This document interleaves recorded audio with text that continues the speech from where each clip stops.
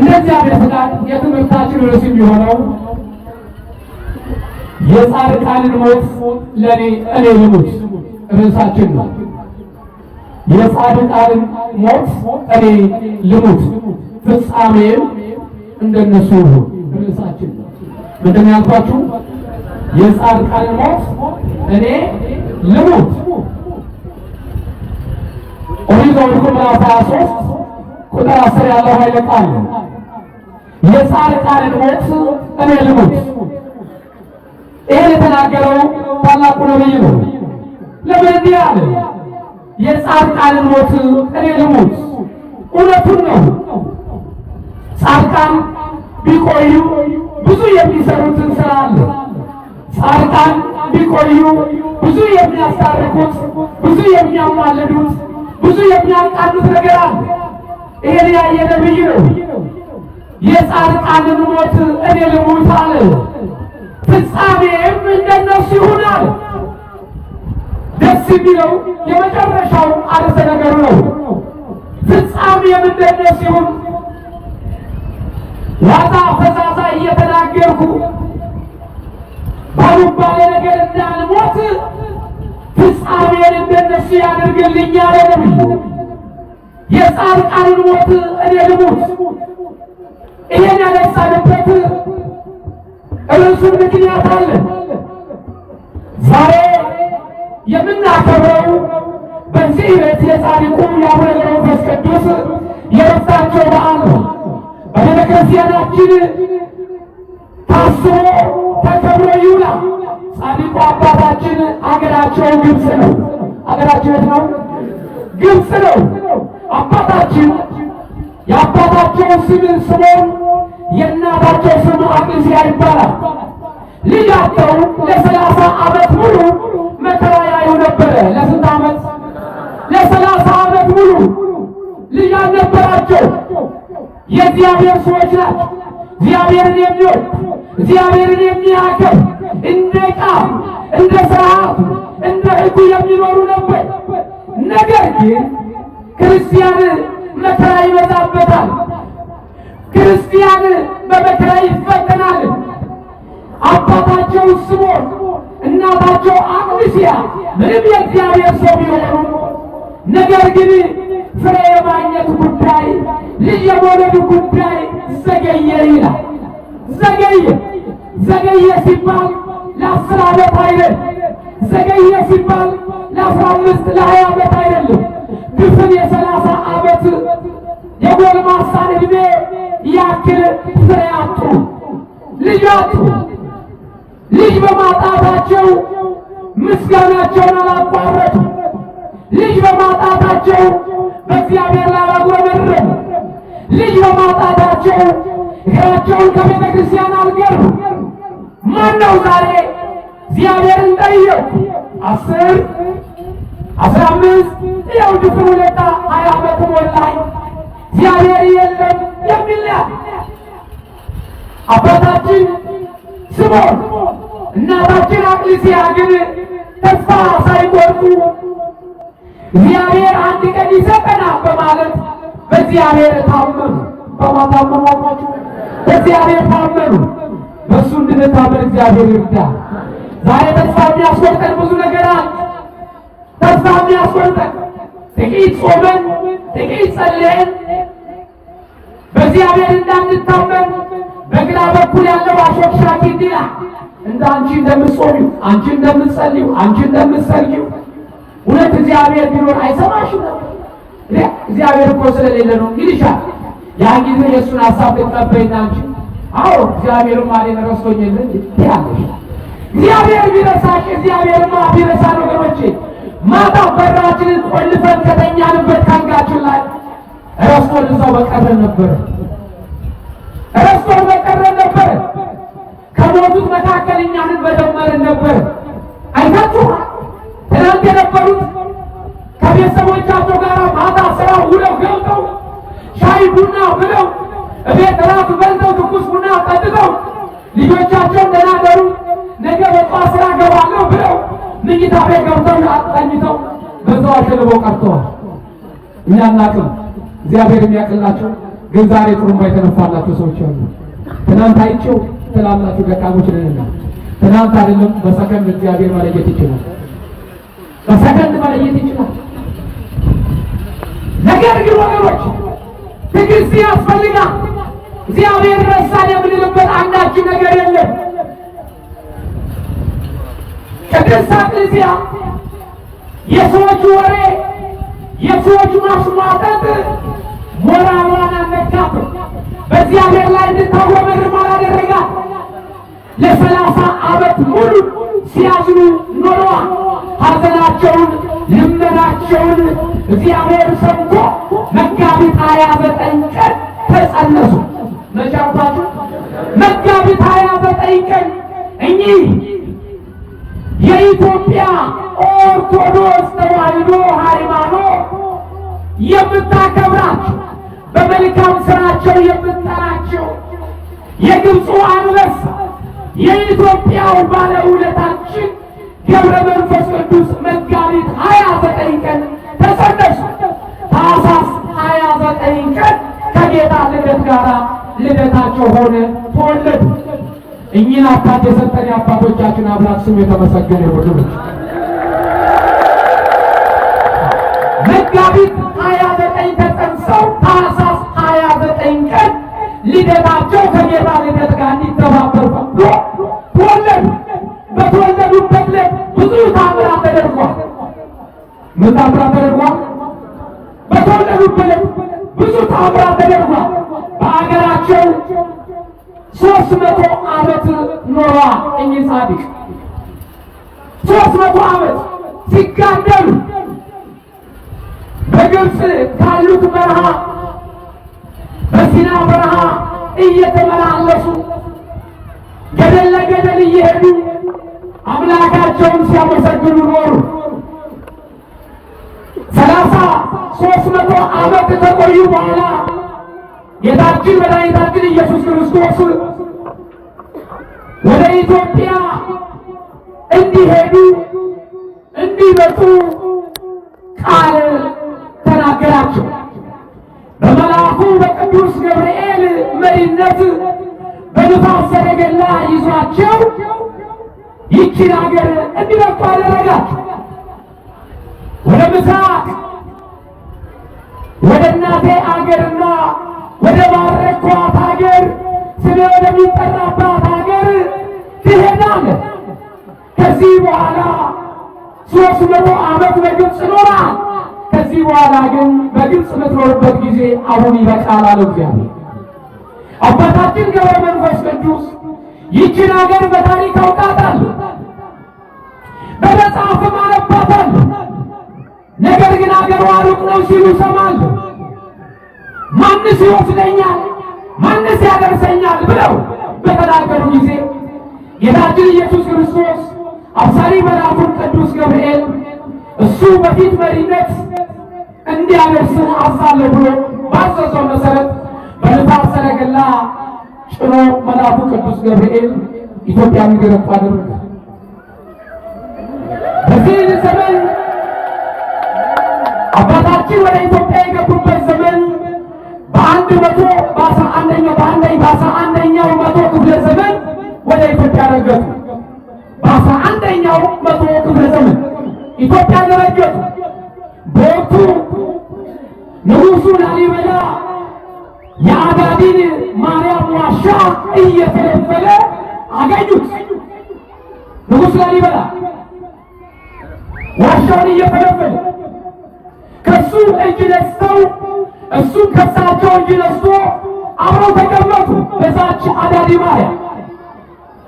ነገር ግን የእሱ ዋሻ መፈልፈል ጸጋው ስለነበረ የእሳቸው ጸጋ ደግሞ ከተራራ ወደ ተራራ እየዞሩ አጋንንትን ማሳደድና ስለ ሰው ልጆች መማለድና መጸለይ ስለነበረ ከዚህ የመኖር ጊዜ አሁን አብቅቷል አላቸው። እግዚአብሔር በራእይ ገለጸላቸው። ውጣ አላቸው። ማለዳ ብድግ አሉ። ከንጉሥ ላሊበላ እጅ ነስተው ተሰለባብተው ከዛሬ ወዲህ ወደዚህ አልመጣም፣ እግዚአብሔር ወደ ላከኝ እሄዳለሁ አሉ። ወዴት ጥለኸኝ ትሄዳለህ? አንተን የመሰለ አባት ማጣት አልፈልግም ማለት ንጉሥ ላሊበላ እኔስ ሥጋዬን ሊቀጣ ነፍሴን ለፈጣሪ ላስገዛ ዝቆላ እሄዳለሁ።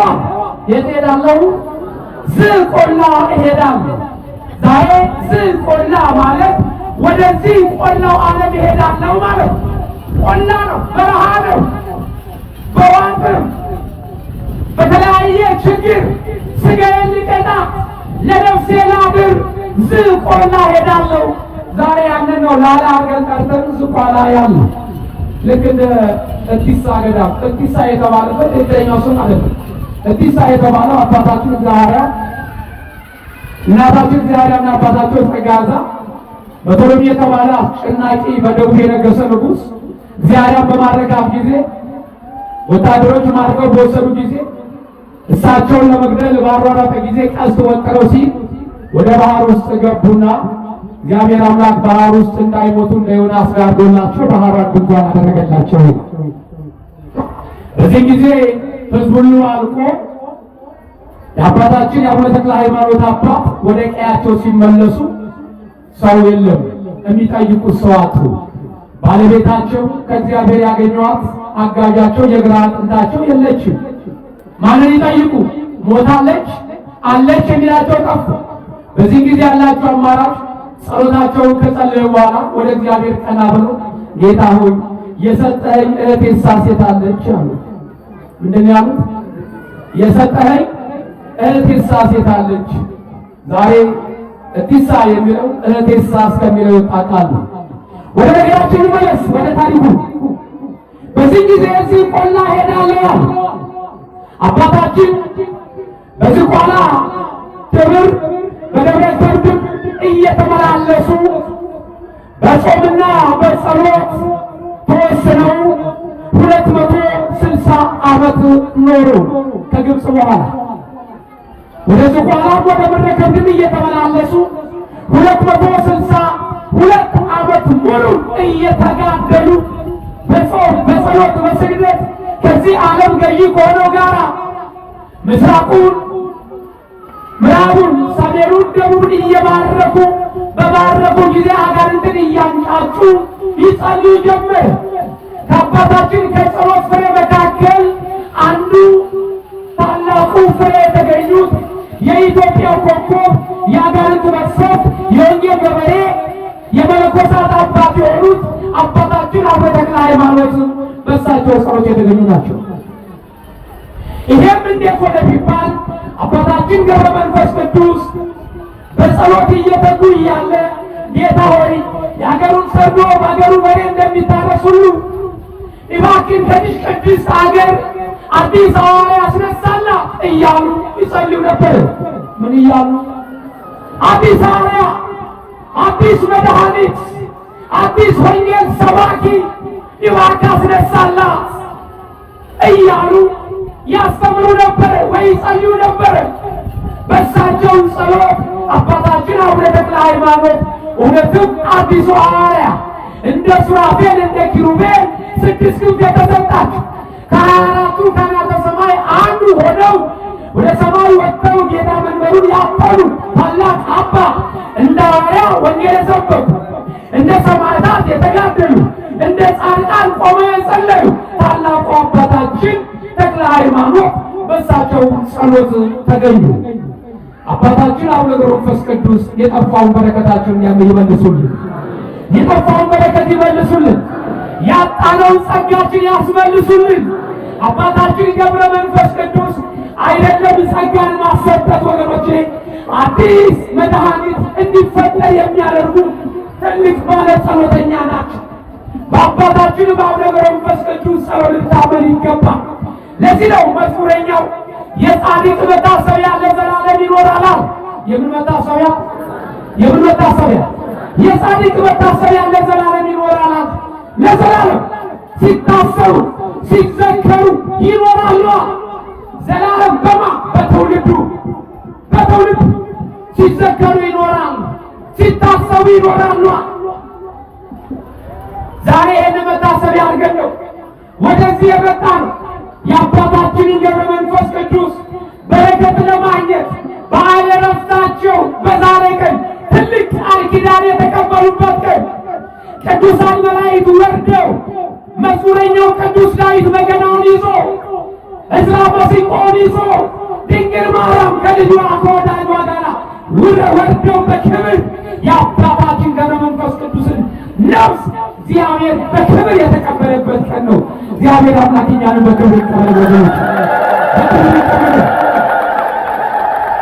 ለዚህ ነው ነቢዩ የጻድቁን ሞት ልሙት አለ። የጻድቁን ሞት ልሙት ፍጻሜም እንደነሱ ልሁን አለ። እውነት ነው፣ ያጓጓል ፍጻሜያቸው። እውነት ነው፣ ሞታቸው ያጓጓ፣ በረከታቸው ያጓጓ። የጻድቁን ሞት ልሙት ለምን? ምግባራቸውን አየ፣ ስራቸውን አየ፣ በእግዚአብሔር ዘንድ መወደዳቸውን አየ። እንደነዚህ የተወደዱ እንደነዚህ ፍጻሜያቸው ያማሩ ሰዎች በምድር ላይ 1000 ዓመት ሊኖሩ ምን አለ? የኔን ዕድሜ ወስደው የእነሱን ሞት ደግሞ እኔ በወሰድኩት አለ። ዛሬ በጎ በሚሰራ ሰው እንደው እግዚአብሔር የኔን ዕድሜ ለአንተ ይስጥህ፣ የአንተን ሞት ለእኔ አድርገው የሚል ሰው አለ አለ? የለም። ምናልባት መንፈስ ቅዱስ እየቀረበው ካልወሰቀረ በፍጹም የእጅን ዓለም በዚህ ምድር ላይ እኛ ተቀምጠን ምን አደረግንባት? ቅዱሳን አባቶቻችን ዋጋ አገኙ። እችን ምድር በአግባቡ ተጠቀሙባት። ይችን ከንቱ ዓለም እስኪ ጥቂት ነገር እንመልከት። አባታችን ከእናት ከአባቱ ተለይቶ በመውጣቱ ምን አገኘ? አንደኛ ዓለምን ንቆ ለእግዚአብሔር መሆኑን፣ ዓለምን ንቆ ለእግዚአብሔር ማደርን ገንዘብ አደረገ። አንደኛ ደረጃ ዓለምን ንቆ ለእግዚአብሔር መሆን። ይቺ ዓለም አብረቅራቂ ነች። ይቺ ዓለም እነ ዴማስን ያጓጓች ወንጌል ያስጣለች ነች። ይቺ ዓለም ይቺ ዓለም ብዙዎችን ያስኮበለለች ነች። በዘመናችን ብዙ ሰባኪያን አስኮብላለች። በዘመናችን ብዙ መምህራን አስኮብላለች። በዘመናችን ብዙ አባቶች ቆባቸውን አስላለች። ይቺ ዓለም ገባለች። ስሟ ቀላል ነው። ዓለም ብለን ስንጠራ ሶስቷ ፊደል፣ ነገር ግን መከራ ያለባት መከራ ዓለም ነች። ስታያት ስታብረቀርቅ ሕፃን፣ ጎልማሳ፣ አዛውንት አትልም። ሁሉንም ትኩረት ትስባለች። ትኩረት ትስባለች። የያዝነውን በረከት ታስረናለች።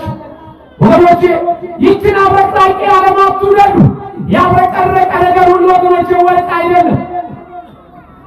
ጥሩ ነገር የመሰለ ነገር ሁሉ ወገኖቼ ለነፍሳችን መርዝ ሊሆን ይችላል።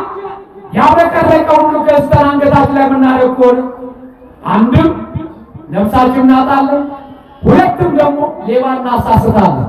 ምን እናሳስታለን? ሌባውንም እናሳስታለን። ወርቅ መስሎ መጥቶ ገሎ ካየው በኋላ ይህ ወርቅ አይደለም ብሎ ጥሎ እንግዲህ እሱን ይዘን እናሳስተዋለን። ለሱ ምን ልንለት ለምን ኃጢአት እንከተዋለን? ነፍሳችንንም አጣ እሱንም አሳስተን ለምን? ስለዚህ እባካችሁ ይቺ ዓለም ነገሮች ገዳይ ነች። ብዙዎችን እያብረቀረቀች ውስጧ እያስገባች አስተማስቀርታለች። አባቶቻችን እንዳታሰጥማቸው በእነሱ ዘንድ ዓለምን እንደ ሙት አርገዋይዋ እንደ በድን አይዋ። ሁላችንም እንዲህ ብንሆን ከራሴ ጀምሮ ጸጋችን በበዛ ነበር፣ መደመጥን ባገኘን ነበር። ምህላችን፣ ጸሎታችን፣ ስግደታችን፣ ምጽዋታችን ዓለም አያደርገው። ኢትዮጵያውያን ልዩ ነን፣ ግን እንመጸውታለን፣ እንጸልያለን፣ እንሰግዳለን፣ ገዳማት ለገዳማት እንዞራለን። ግን ይሄ ሁሉ እያደረግን ኢትዮጵያ ውስጥ ዛሬ መከራ አለ። አባቶቻችን ማህሌት ይቆማሉ፣ ሰዓታት ይቆማሉ፣ ኪዳን ያደርጋሉ፣ ቅዳሴ ይቀድሳሉ፣ ምህላ ይደርሳል፣ እንጮኻለን። ግን ዛሬም ኢትዮጵያ ውስጥ ረሃብ አለ። ግን ዛሬ ኢትዮጵያ ውስጥ መገዳደል አለ። ትክክለኛ ግን የሚጾም ሰው ቢኖር ወገኖቼ እንደው እንደምንጾመው እንደምንጸልየው እንደምንሰግደው ማህሌት እንደምንቆመው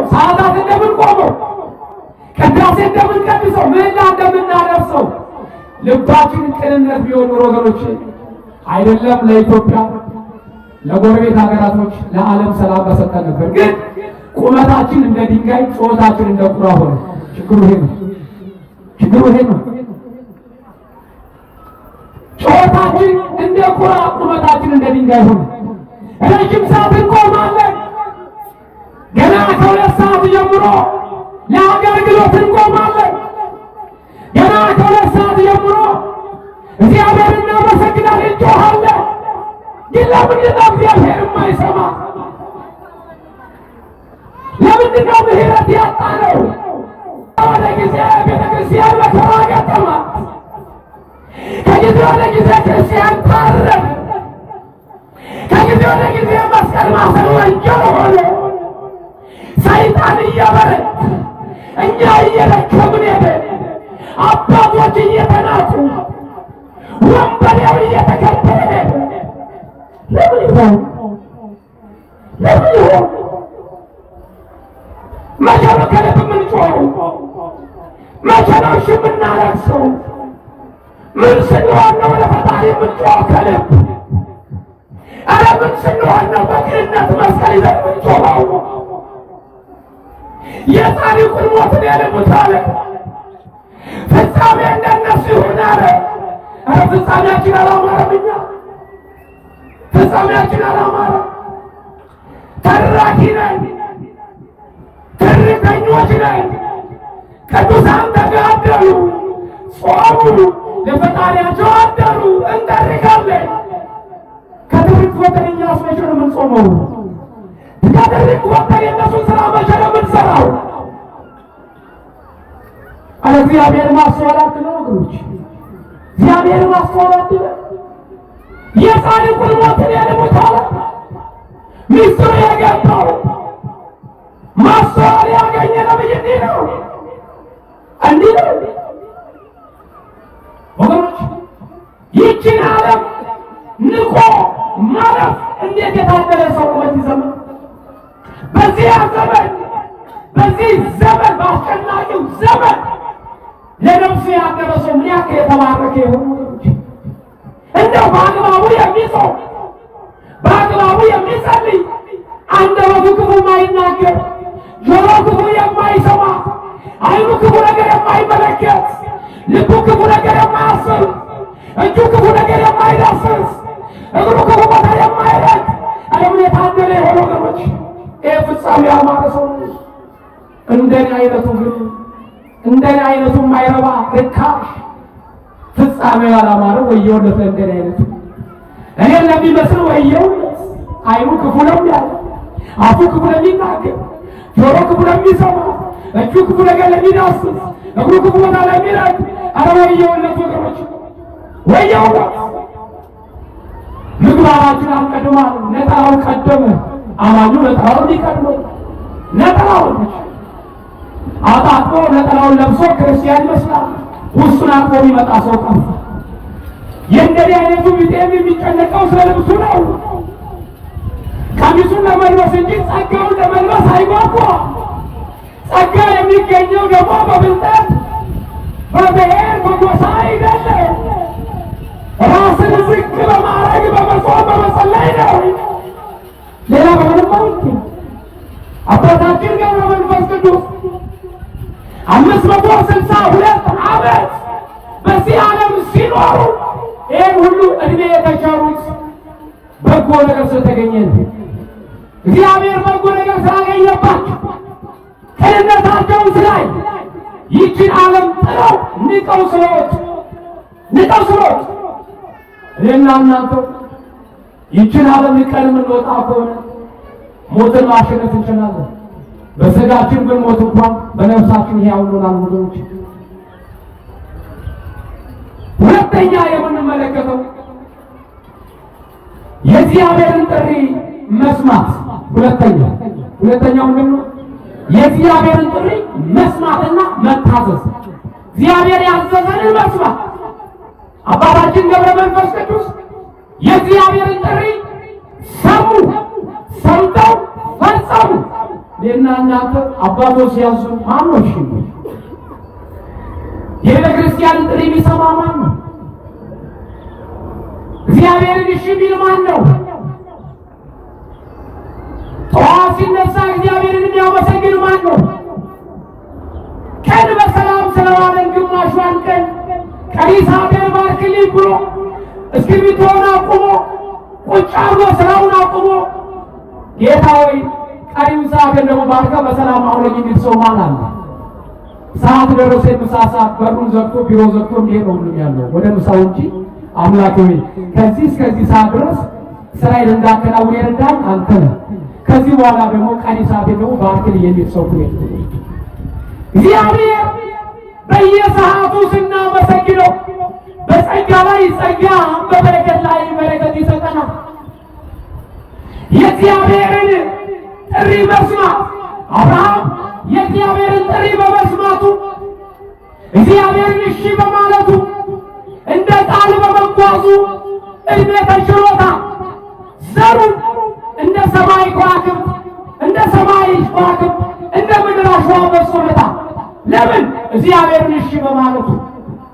ያልታዘዙትን የእግዚአብሔርን ትእዛዝ የሻሩት ግን እነ ዮናስ መከራ በዝቶባቸዋል። ዛሬም ኢትዮጵያ መከራ የበዛባት እግዚአብሔር ያዘዘንን እየተው ከእግዚአብሔር ሕግና ስራ ስንተላለፍ ኢትዮጵያ ዛሬ መከራ ጭንቅ እየበዛባት ከጊዜ ወደ ጊዜ በዓለም የምንሰማው ትርክ በዓለም የምንሰማው ወሬ ዛሬ በዓይናችን እያየን ጉድ እያልን ጉዱን ደግሞ ቤታችን እየመጣ አስቸገረ። እሱ ነው ችግሩ። ስለዚህ ባካችሁ እኚህ ቅዱሳን ለእኔና ለእናንተ አንድም መጠለያ ዋርካ አንድም ደግሞ በነፍሳችን የረከስነውን ነፍሳችን እንድትቀደስ የሚያደርጉ በስጋችን የጎሰቆልነውን ከስጋ ጉስቁልና በንስሐ እንድንወጣ የሚያደርጉን በእሳቸው ቃል ኪዳን በመታመን እኚህን ጻድቅ የታመነ ዝክራቸውን የዘከረ ቀዝቃዛ ውሃ ያጠጣ በስማቸው የተማጸነ ጠዋት ዕጣን የሰጠ ዋጋውን በሰማይ እከፍለዋለሁ ብሎ እግዚአብሔር ቃል ገብቶላቸው ዋጋውን በሰማይ እከፍለዋለሁ። ከእኛ የሚጠበቀው እሺ ብሎ ትእዛዙን መፈጸም። ምን ብሎ እሺ ብሎ ኢሳይያስ ምዕራፍ 1 ቁጥር 19 ላይ እሺ ብትሉ የምድርን በረከት ትበላላችሁ።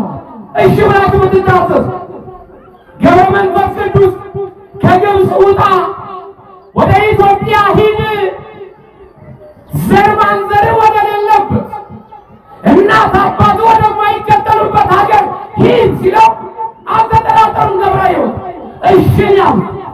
አሁን እግዚአብሔር ትወዱታላችሁ? አቤት ትወዱታላችሁ? ማርያም እኪሰሩ ያለበት እግዚአብሔርን ትወዱታላችሁ አይደል? ማርያምን አሁን እግዚአብሔር እንደ ገብረ መንፈስ ቅዱስ በረከት የምታገኙት ኃጢአትሽ የሚደመሰስልሽ በደልን የምደመስስልህ ከወቀ ቤቱ ወጥተህ ውጣ ወደ ሰሜኑ ትንሂድ ሂጂ በዚህ ገዳም ቢለን ፈቃደኛ የሚወስዋላ። አሁን ድንገት ሳናስበው አንድ የመጣ አባት ማለት ዱብ ብሎ ጸጋ እግዚአብሔር ሞገስ የሰጣቸው አባት መጥተው በሉ እግዚአብሔር እዚህ የገባውን ሕዝብ ግቢ የገባውን ርስቴ አገባዋለሁ፣ መንግሥተ ሰማያት አስገባዋለሁ። ነገር ግን አንድም ሰው በኋላ እንዳይመለስ ወደ ቤቱ ሁላችሁም እግዚአብሔር ወደዚህ ገዳም ሂዱ ብሏችኋል፣ ቀሪ ዘመናችሁን በዛ አሳልፉ ቢባል እሺ ይስዋል አለ። አዎ ያለው ክራይ ቤት ያማረረ ሰው ነው ማርያም። አዎ ያለው ክራይ ቤት ያለው ክራይ ቤት ያሰቃይ እሱ ነው ያለው። እነሆ ዘሯማ ዛዋላ ነው እንደም ራባ ፎር መኪና ይዘው መጥተዋል። እቤት ምን የመሰለ ቤት ሰርተዋል። እንዴ ገና አንድ ወር እንኳን ሳልቀመጥበት ቤቴ ላይ ደግሞ ልጣና አይደለም። አረ እግዚአብሔር ማይቻለው ይቅር ባይ ነው። እንዲህ ያለ ለምን ይሸወዱ ወገኖች? እሺ ብትሉ ብትታዘዙ የምድርን በረከት ትበላላችሁ። እምቢ ብላችሁ ብታምፁ ግን አለ አልጠራው ራስ ጥራው ሳንጠራው እየበላ ነው ሲሆን አይደል? በጎ ነገር ተመኝ ይላሉ አባቶቻችን። ምን ክፉ ነገር አስመኝ ብሎ ድሮ አባቶቻችን ታላላቅ ወንድሞቻችን እንደ የተማረ ይግደለኝ ይባል ነበር። ምን የተማረ ይግደል? ምን ያለ ይግደለኝ? ምን የተማረ ይግደለኝ? የተማረ ይግደለኝ ይባል ነበር ድሮ። አዎ ዛሬ የተማረ ሆነ ሰውን ቆም ይገኛል። መጣየው የተማረ ይግደለኝ ተባለ። ዛሬ የተማረ ነው ሰው የሚያርግ። ሰው ሊማር የገባ ዩኒቨርሲቲ ተማሪ ነው ወንድሙ በድንጋይ የሚጨፈልቅ በኮብልስቶን መጣየው የተማረ ይግደለኝ እየገደለ ነው። የተማረ ከረባት አሳጋሪ እንደ እየገደለ ያስገደላል። በቴሌቪዥን መስኮት ብትቀብቁሎ ምሁር ነው ያለው። የታሪክ ተመራማሪ ነው ያለው። ኢትዮጵያን ያረጋጋታል። ስለ አንድነት ይሰብካል ያለው ምሁር ሰው እኮ ነው። ትልቅ ብለነው ትንሹ ነው የምናገኘው ቴሌቪዥን መስኮት ላይ ስለ አንድ ጎጥ ሰብኮ ስለ አንድ ታሪክ ተርኮ ሌላውን የበላይ የሌላው በታች ተረጋጭ አርቆ ተርኮ አንዱ እንዲገላቁት ይወርዳል። ይሄ ነው አባቶቻችን እንዲህ አልነበረም። የእግዚአብሔርን ጥሪ ተቀብለው ይወጣሉ። በእግዚአብሔር ይታመናል። በእነሱ የታመኑ ደጋጋ አባቶቻችን ስማቸውን እየጠሩ ዝክራቸውን እየዘከሩ ዋጋ አግኝተዋል። ዛሬ ገብሩ ሲነበር ገብሩ ሲተረክልን ማን ነው? ይሄ እኮ ተረት ነው የማይል ማን አለ? እባካችሁ ወገኖች ተመለሱ። እንደው አንድ ነገር ልናገር፣ በረከታቸው ይደርብንና አባታችን ቀዳማዊ ጎርጎርዮስ የዘዋይ አንበሳ ልጆቼ በእንጀራ ብቻ ሳይሆን ውሃም ማጠጥ ይላሉ። ባልና ሚስቶች ናቸው። እነዚህ ባልና ሚስቶች አብረው ይኖራሉ እና ባልየው ትንሽ ቀጠን ያለ ዘካራን የጻፈው አንድ ቁጥር ይመስላል። ስጋ ቅም ነው በጥቅሉ ስጋ የሚባል ሰውነት የለም። ሚስቱ ደግሞ ደንደን ወፈር ያለች ነች። ይቅርታ ወፈር ያላችሁ ሴቶች እንጂ ምሳሌ ነው ደግሞ እናንተን አይደለም። ወፈር ያለች ግዙፍ ነች እና ይጣላሉ። አብረው በሚኖሩበት ሰዓት እሷ ቆመሽ ቀረች ስትባል እሱ ምን ነው ሚስት አገባም ሲባል ፈለገና እሷን አገባ። እሷም ላፋረገችው ከሷ ለመትረፍ ከዛ በኋላ አግብተው አብረው ሲኖሩ ቤት ውስጥ ከተወሰነ ወራት በኋላ ባህሪዋ ተቀየረ። ሚስትየዋ ባህሪዋ ተቀየረ። ሴት መሆን ሲገባት እቤት ወንድ ሆነች። እሱ ደግሞ ወንድ መሆን ሲገባው ሴት ሆነ ቤት ውስጥ አፈር አለች። አቤት ተረስ አፈር ደኝተኛል ተረስ ይጣፋ አረናቆ ለምን አታወቃ እንዴት አታወቃ አለው። ጧት ስላል አራመታሉ እሺ ይሄድ ያወቅ ልብስ ያለጣ እሺ እንቢዝን ጧት በቃላት ይፍ ቡና ቁላ እሺ እንቢ ካለ በመቁያ ናታናቱ ተወራ ከቤት እንዳወጣ ማዕቀብ ወጣበት። በቤት ወይዘሮ ሆነ በእድር አጎነ። እሷ ደግሞ በውጭ ወይዘሮ ነች፣ እቤት አጎነች። እንዲህ የሚሆኑ ሰዎች እኮ አሉ ዛሬ። እንዲህ አይነት ባለ ሚስቶች አሉ። ፈጣሪ የሌለበት ቤት። እኔ እኮ የሚለኝ በላንተ በፌሳል እኮ ነው የገባው። እምቢ ካለ ለፌሳል ይዘህ ትወጣለህ ብላ ብታስፈራራ ወዛዘር ከሴት እኮ አለች።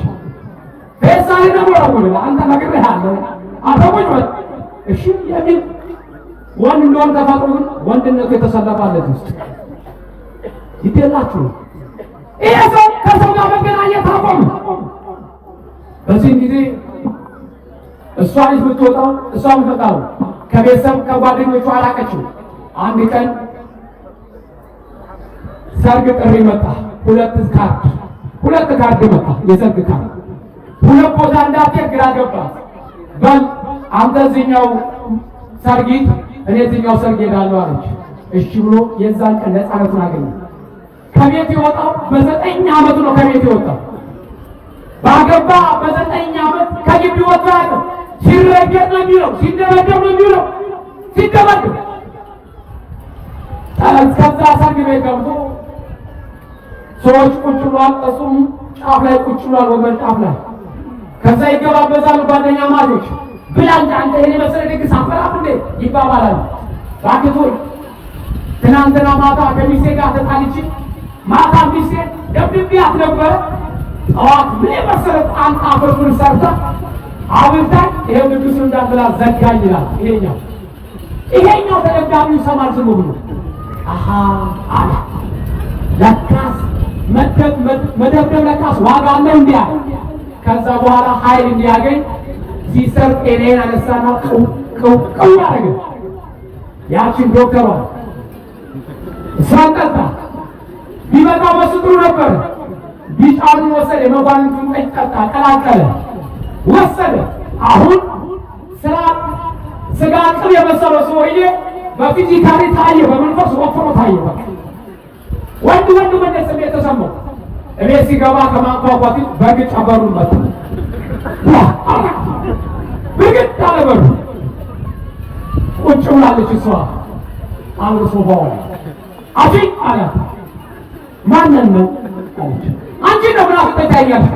ነይ ጫማዬ ብቻ አላት። ጭራሽ አንተን ነይ ጫማዬ ብቻ ቢካሽ ያው ፊና በከርብሽ አላት። ተው ምን ታመጣለሽ? ተው ምን ታመጣለሽ? ወጣ ካለሽ ከመቀመጫዋ በደግ ያርጋው ሻለገችና ላይ ቁጭና እንደ ሙገጫ እንደ ቡና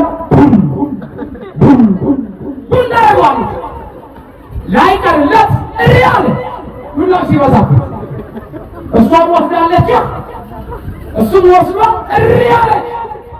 ጎረቤት ተጋደሉ ብሎ ጎረቤት ጨርቃቸውን ግማሹን እሱን እንደለበሰ እየሮጠ መጣ።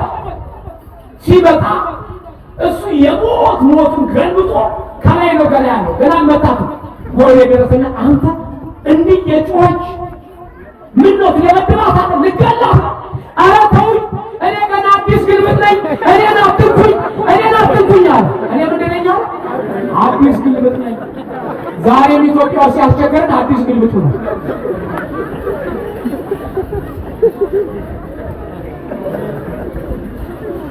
አዲስ ግልብጥ ነኝ። ዛሬም አዲስ ግልብጥ አስቸገረን። ቤተ ክርስቲያን ለምና ያለው ሆነ፣ መስቀሉ እንዴታ ያለው ሆነ፣ ነጣ ለባሽ ለምና ያለው አለ። በየመንገድ አዲስ ግልብጥ አስቸገረ። አዲስ ማንጤው አስቸግረና መጽሐፍ ቅዱስ ይዛ በጠበቀች ቤተ ክርስቲያን ዜማ በሰጠች ታሪክን ባቆየች ፊደላትን በቀረጸች ኢትዮጵያ ኦርቶዶክስ ተዋሕዶ ሃይማኖት ትጠራ። በዚህ አዲስ ተገላጭ ትውልድ ምን አደረገች? ዋጋ ከፍላ አባቶች ዋጋ ከፍለው አጥንታቸውን ከስክሰው ደማቸውን አፍሰው ያቆዩዋትን ሃይማኖት ከአዲስ መጪ ሃይማኖት ጋር ሆነን እኛም ለማፍረስ እንተባበራለን።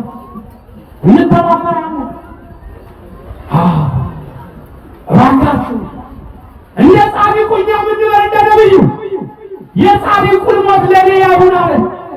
የጻድቁን ሞት እኔ ልሙት።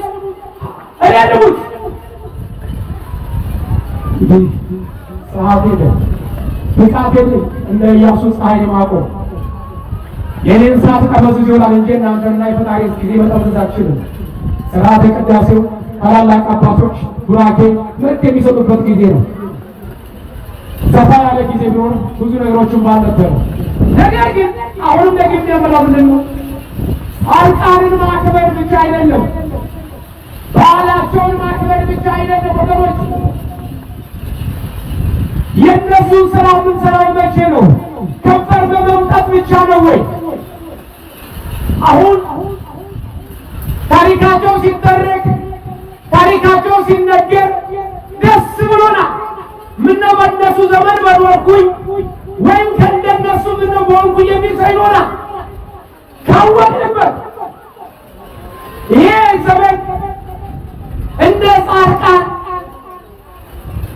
መልካም ስራ ሰርተን ስማችን የሚጠራበት ጊዜ ላይ ያለነው ካወቅንበት ይህ ዘመን ለነፍስ ከማዳን ይልቅ ለስጋ እንድናድር የሚገፋፋበት ዘመን ላይ ያለን፣ ለስጋ የሚገፋፋበት ክብረ ጊዜ ላይ ያለን። ስለዚህ በቻልነው አቅም በጾማችን፣ በጸሎታችን፣ በስግደታችን ስለ ቤተክርስቲያናችን እንጸልይ። በጾማችን፣ በጸሎታችን፣ በስግደታችን መካከል ስለ አባቶቻችን እንጸልይ፣ ስለሚመሩ መንፈሳዊ አባቶቻችን። የአባቶቻችን ሰላም ማጣት የቤተ ክርስቲያን ሰላም ማጣት፣ የቤተ ክርስቲያን ሰላም ማጣት የመንጋው ሰላም ማጣት ነው። መንጋዎቹ በጎቹ ደግሞ እኛ ነን ወገኖች። ለቤታችሁ ጓዳ ጥያቄ እንደምታቀርቡን፣ ለሕይወታችሁ ለላይፋችሁ ጥያቄ እንደምታቀርቡን ጌታ ሆይ ስለ ቤተ ክርስቲያናችን እባክህን በምሕረት ዓይን ተመልከትልን። አባቶቻችን ቋንቋ ከቋንቋ ልብ ከልብ አገናኝልን። እውነተኛውን መንፈስ አላብስልን በሉ ወገኖቼ። ዛሬ እናንተ ጋር ብቻ ሳይሆን ወደ እኛ ውስጥ እየገባ አስቸግሯ መንፈሱ። ይሄ መንፈስ የገባው ደግሞ በእኛ ድክመት ነው። እኛ ቀዝቃዛ ሆነን በመገኘታችን ነው። ትኩስ ሆነን ብንገኝማ መንፈስ ወደ እኛ ባልገባ ነበር። መንፈስ ርኩስ ሲያነገር ጠይቃችሁ ሁለት ብርጭቆ አለ ልበል እዚህ ጋር ሁለት ብርጭቆ፣ ሁለቱ ብርጭቆ ሁለቱም ላይ ወተት ሞልቼበታለሁ። ቆሻሻ ገንዳ አለ ልበላችሁና ቆሻሻው ገንዳ ጋር ሁለት ብርጭቆ ወተት ሞልተን ቁጭና አንዱ ወተት ቀዝቃዛ፣ አንዱ ወተት ደግሞ ትኩስ ወተት ነው። ዝብና ትንኝ አብላጫውን ጊዜ የሚገባበት የትኛው ወተት ላይ ነው? አቤት የትኛው ወተት ላይ? ብርጭቆ ሳይሉ ይለያያል እንዴ? ይለያያል። የሚለያየው በምንድን ነው? አንዱ ቀዝቃዛ፣ አንዱ ምን በመሆኑ ነው? ሙቅ። አያችሁ፣ ሰይጣንም እንዲህ ነው።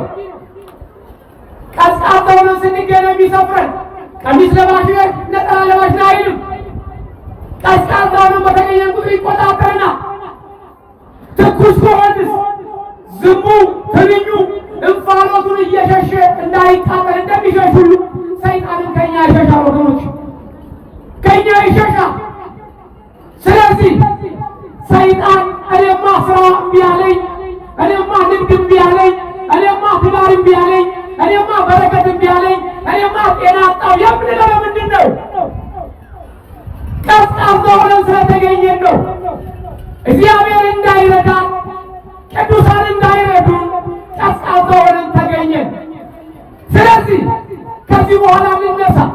ቀዝቃዛነታችን ትተን ስለ ራሳችንም ስለ ሃይማኖታችንም ስለ ቤተ ክርስቲያናችንም ስለ ሀገራችንም እንጸልይ ባካችሁ። ጊዜው እየገፋን መሬትን እያያችኋት እየከዳችን ማስጠንቀቂያ እየሰጠች አላርም እያሰማች በዚህ ጊዜ ንስሐ ካልገባ በዚህ ጊዜ ወደ እግዚአብሔር ካልተመለስን መቼ እንመለስ?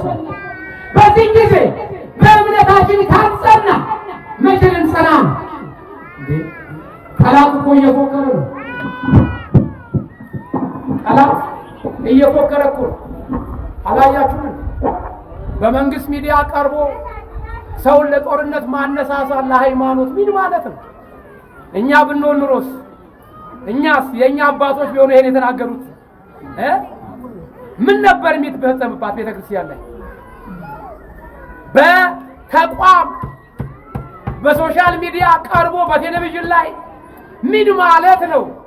አንድ ግለሰብ ካጠፋ ያ ግለሰብ ለሕግ ሊቀርብ ይገባዋል እንጂ ድፍን ክርስቲያን ጂሃድ ይታወጅበታል። ባለቤትን ካናቋጥራ ይነቀንቁማት ያለ። አዎ ገጠር ዳር ያሉት ክርስቲያኖች ደግሞ እንደገና ትንሽ የተረፉት ደግሞ ትንሽ እሳቱ በረደ ሲባል ደግሞ እነሱ ይታረዱ። ደግሞ ድጋሚ እንዲታረዱ አዋጅ ይታወጅ። አንተም አሁን ክርስቲያን ነኝ ብለህ ክርስቲያን እንት ያለሽ አንቺ ማን ነው እንዲህ አይነት ስሜት የሚሰማው? እባክህ ኧረ ተው ግን የላችሁም። አንድ ይኑር፣ ህብረት ይኑረን፣ አንድነት ይኑረን፣ አንከፋፈል። የእኛ መርከብ የእኛ መከፋፈል የእኛ መለያየት ለጠላት ወገኖች አሳልፎ ይሰጠናል። ግን የላችሁም እንደጋገሩ ጨርሻለሁ። ሰውየው ትልቅ አባት ናቸው። ትልቅ ሞባይል ይዘዋል። ትልቅ ሞባይል ይዘው ያለ እድሜያቸው ውድ ዋጋ የሚያወጣ ነው ያወራሉ። እርቦት ደግሞ የሚያዛጋ ቀን የጣለው አንድ ሌባ አለ። ረሃብ 10 ጊዜ አፉን የሚያስከፍተው እኛ አባት ደግሞ ከዛ ላይ ይዘው ካፖርት አድርገው ትልቅ ሞባይል ጆሮአቸው ላይ ይዟል። እሱ ደግሞ ዋጋውን ያውቃል ስንት ብር እንደሆነ። እኔ እዚህ ዳቦ አድሮብኛል አንተ ይዘህ ትጓዛለህ። የሚኖርበትን የሚወጡበትን ሰዓት ጠበቀ። አጠና። አካባቢያቸው ደግሞ የሚገቡት በጣም ጠባብ ነች የእርሳቸው መግቢያ ወደ ግቢያቸው ወደ ሰፈራቸው። ማታ ላይ ምሽት ለቅሶ ያመሻሉ። ስልካቸውን ከጎረቤት ከጓደኛ ይቀበላል። ስልካቸውን ይቀበላል ቁጥሯል። ከዛ በኋላ እሳቸው አምሽተው ማታ ምሽት ካፖርታቸውን አድርገው ከዘራቸውን ይዘው ሲሄዱ በዛች አጣብቂ ጨለማ ውስጥ በዛች ጠባብ መንገድ ይሄዳሉ እሳቸው። ከዛ በኋላ አጀሬው ሌባው ያችን ስልክ ደወለባት። ስልካቸውን ጠራ። ሲያወጡት ስልክ ሊወስድ ነው እሱ ይጠብቃል። ስልኳ ትጠራለች። እሳቸው ከዘራቸው ይዘው በዛች ጨለማ ይሄዳሉ።